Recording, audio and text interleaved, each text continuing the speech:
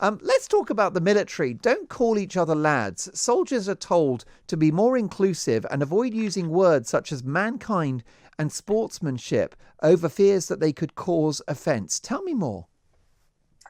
Yes, well, this is soldiers in the 22nd Engineer Regiment. She says, not knowing very much. In fact, my late husband, I have to say, Terence, who you met, was in the A army, in wonderful Territorial man. Army. Wonderful man. And he said it was the making of him. I mean, going to, well, it wouldn't have been tours exactly, but I mean, he went to Northern Ireland, he went to Germany.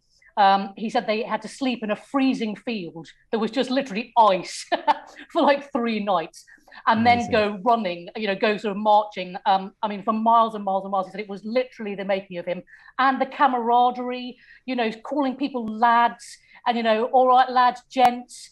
And frankly, I think if you've got the enemy facing you, you're not going to be worried about calling somebody a lad or a gent or whether what their pronouns are in their bio. When you've got somebody with a bayonet that's about to be shoved through your skull, I really don't think that matters, does it? Well, I think if notwithstanding gender, because there are many thousands of fantastic female officers in the forces, so this is not about man or woman. But I think that if our military go woke, we're doomed.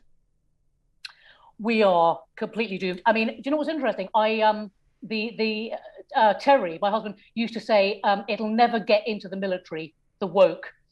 And how surprised he would be if he could see it now, because there is actually now there's a gender equality drive in the army, and I'm not joking. The Ministry of Defence has got a joint equality, diversity, and inclusion unit called JEDI, which is unbelievable, or otherwise known as WALW, which is what a load of, and it rhymes with tank. It's unbelievable that this is happening, because in all seriousness, if you're in the army and you're facing the enemy, these things don't matter. What matters is your who's next to you, your fellow soldier. That's sort of, and I'm sure Terence would have told you about this, but from his sort of, his war stories, no pun intended, of his time in the military, but the idea of this sort of rather harsh banter, this gallows humour, is central to how these people cope in a very stressful combat situation. The humour can be really, really harsh on each other and others, and an enormous amount of swearing. Enormous amount of swearing. I mean, you can't be watching your P's and Q's. I mean, can you imagine you're in Afghanistan or Iraq, you're in somewhere which is, terrifying, and you've got, say, the Taliban or ISIS, coming towards you, or you have to look out for what do you call it, the unexploded landmines around, improvised IEDs, land IEDs. You're not going to be thinking, I better say, folks. I better be sort of like, how jolly it all is, because you could step on something and that will be it. So you've got to be alert. Here's a novel idea. If you're putting your life on the line, you can say what the hell you like. I agree. I mean, is that wrong? You're literally, you're willing to die for your country. You choose your vocabulary, as far as I'm concerned, because you are a hero. And I mean, it's difficult to say that somebody is a better person than another person, but, both of us having performed stand-up comedy, when I'm doing crowd work with an audience and I meet somebody in the front row that's military, I'm immediately humbled. I'm like, I am not worthy, because you have put your life on the front line for me and for us.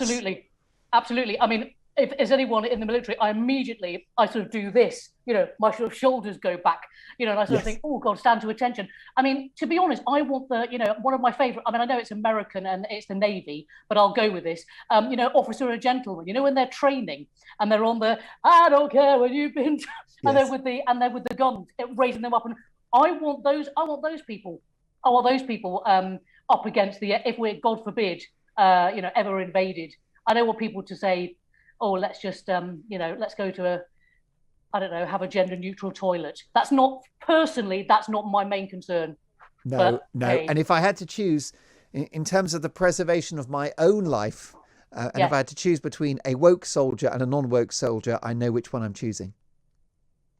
Yes, the woke one. Never. No, do you know what? I'll let the woke soldier do the catering. That's fine. They can handle that. Yeah. Now, let's talk about spelling. It turns out it's not that important. And universities are going to possibly make dispensation for people who can't spell because it's not their fault and they're terrible victims of an evil society. Yes, this blew my mind today. University students will not be marked down for poor spelling, grammar, and punctuation. You know, one of the first lessons I ever learnt, this was quite recently, you know, when I was in my late teens at school. One of the important lessons I learned was about the use of the Oxford comma. I'll give you an example. Let's eat grandma, and then let's eat, comma, grandma. So you need punctuation to save grandma, basically. Yes, so anyone watching, any kids watching, you know, good grammar saves grandma. And isn't that a great, but the thing is, you know, I know it sounds trivial, but those little things, it's like musical notes. To me, grammar and punctuation, all those are just building blocks, like musical notes. I mean, imagine you go to a birthday party, happy birthday to you, happy birthday to you. I mean, you'd be thrown out because there's a reason why the notes are in that order. I think it is important. It's a baseline.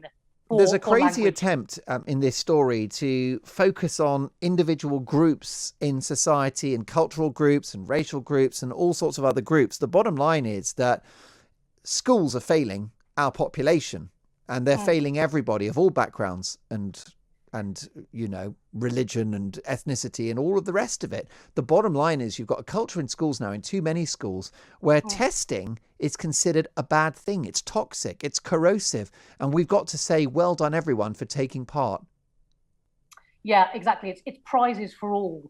I blame Tony Blair. I actually blame Tony Blair for most things that have happened in the last 20 years because this is the thing. At the moment, you know, everyone says, well, it's well-meaning people. This isn't well-meaning because the kids that will be affected, the young adults, will be precisely the people that these woke liberals are trying to protect. So from poorer families.